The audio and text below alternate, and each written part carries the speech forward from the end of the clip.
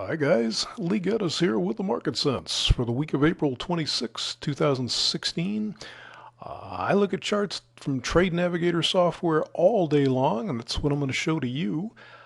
This is a weekly bond market chart, and you can see the bonds for these past, I don't know how many weeks that is, have been inside of this one big weekly bar here, but they're at an interesting area here. They have dropped down right to the lows of that sideways, and you can see there's a mid-Keltner channel and some other stuff right in there, so there's good support right here by these lows.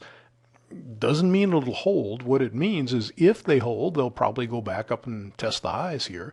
If they don't hold, I would guess they won't break just a little bit. They'll break more than a little bit.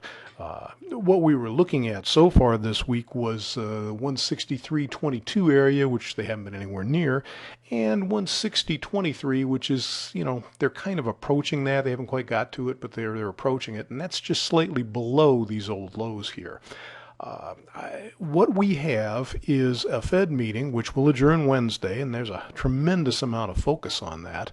And I think the worst part about that is they'll be focusing on that Fed meeting and what does the statement say afterwards. But right away Thursday, the Bank of Japan meets to discuss their interest rates, and they're expected to lower rates, even though they're already at a negative rate situation. I just think it's a complete wild card how this market will react. So it'll probably either go up a lot or it'll go down a lot. But even if I knew exactly what the central banks were going to do, I couldn't tell you what the reaction will be. Stocks are in a different situation because they've rallied so well, but this week so far has done very little. We're kind of looking at support, in the 2063 area, resistance around 2108, and we haven't been anywhere near either of those. And here again, I think they're just kind of on hold waiting to see what comes out of the Fed. I don't think anyone really expects the Fed to do anything this week, but they'll be looking at the statement to see if they strongly suggest there'll be a rate raise in June. And they won't tell you, but they'll try to read the tea leaves and see.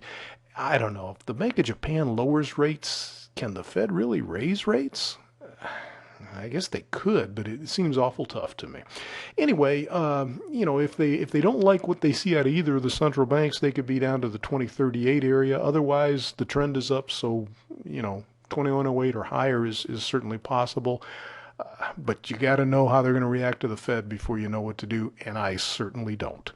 So that's what we've got for you today. I hope you can find something profitable